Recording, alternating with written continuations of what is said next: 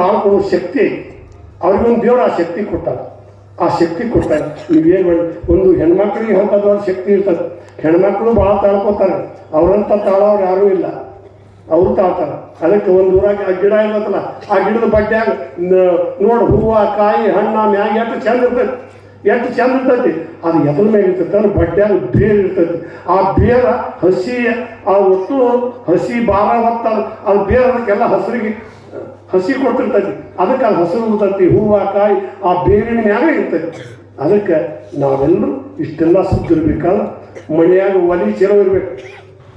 ಮನೆಯಾಗ ಒಲಿ ಚಲೋ ಇರ್ತಂದ್ರೆ ಗಂಡು ಮಕ್ಕಳು ತಲೆ ಚಲೋ ಇರ್ತಾವೆ, ಮತ್ತು ಒಲಿ ಅಡ್ಡಾಡಿದ್ದು ಅವ್ರ ತಲೆ ಸರಿಯಾಗಿ ಕಡೆ ಹೋಗಿರ್ತಾವೆ.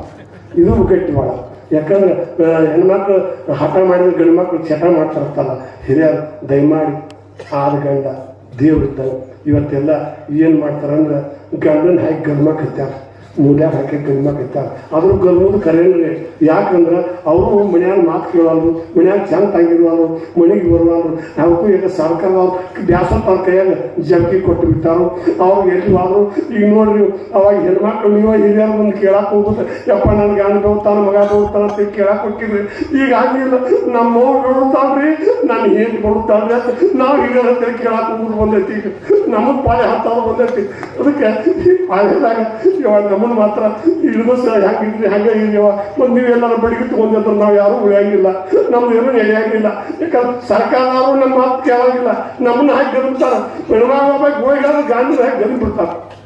ಗಂಡು ಮಕ್ಳು ಸೇರಿ ನಡೆ ಹಿರಿಯರೊಳಗೆ ಬಂದ್ಕೊಂಡು ಇಸ್ಬಾಯಿ ಹೆಣ್ಮಕ್ಳು ಹೆಂಗೆ ಬಂದ್ರೆ ನೀವೇನು ಬುದ್ಧಿ ಐತಿಲ್ಲ ಅನ್ಸ್ತಾರೆ. ಈಗ ನೋಡ್ರಿ, ರಾಮಾಯಣ ಮಹಾಭಾರತ ಆದದ್ದು ಹಿಂಗ. ಅವಾಗೇನು ಬೇರೆ ಇದ್ದಿದ್ದಿಲ್ಲ, ಅವಾಗೂ ಹಿಂಗೆ ಇತ್ತು. ಅವಾಗೂ ಹಿಂಗೆ ಗುರುಗಳ ಇದ್ರು, ಅವಾಗ ಹಿಂಗೆ ಚಲನೆ ಇತ್ತು. ಅವಾಗ ಆದದ್ದು ಇದ, ಈಗ ಆದದ್ದು ಇದ, ಇನ್ನು ಮುಂದಾದರೂ ಅದ. ಸುಳ್ಳರ ಮಾತಿನ ರಾಮಾಯಣ ಮುಗಿಯಲಾರದ ಅಧ್ಯಯನ.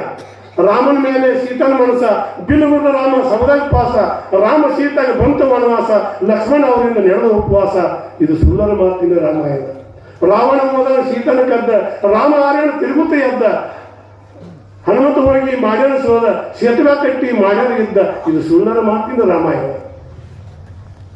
ಲಂಕಾದವಾಗ ರಾವಣನ ಕಂಡ್ರು, ಅರಮನೆ ಸೀತನ ಕರ್ಕೊಂಡು ಬಂದ್ರು, ಸಡಗರ ಸಂಭ್ರಮ ಎಲ್ಲ ಕಂಡ್ರು. ಇದು ಸುಳ್ಳರ ಮಾತಿನ ರಾಮಾಯಣ. ಅರಸನ ಮಾತಿಗೆ ರಾಮ ಕಿವಿ ಕೊಟ್ಟ, ಸೀತನ ಮೇಲೆ ಆಗ್ಯಾನ ಸಿಟ್ಟ, ಆರ್ಯಕ್ಕೆ ಹೋದ ಸೀತನ ಬಿಟ್ಟ. ಇದು ಸುಳ್ಳರ ಮಾತಿನ ರಾಮಾಯಣ. ಲೌಕು ಚರುತ್ಯಾರ ಆರ್ಯಣದಾಗ, ವಿದ್ಯಾ ಕಲ್ತರ ಗುರುಕುಲದಾಗ, ಯುದ್ಧ ನಡೀತೋ ತಂದೆ ಮಕ್ಕಳಿಗೆ, ರಾಮ ಸೋತನ ಮಕ್ಕಳ ಕೈಯಾಗ. ಇದು ಸುಳ್ಳರ ಮಾತಿನ ರಾಮಾಯಣ. ರಣ ಕಾಲಿ ಊದತಟ್ಟಿ ಉಸಲ, ದಿನ ಉರುಳತಾವ ಏನ ಭೂಮಿ ಮೇಲ. ರಾವಣ ಇನ್ನೂ ಸತ್ತಿಲ್ಲ, ರಾಮನ ಯುದ್ಧ ಮುಗಿದ.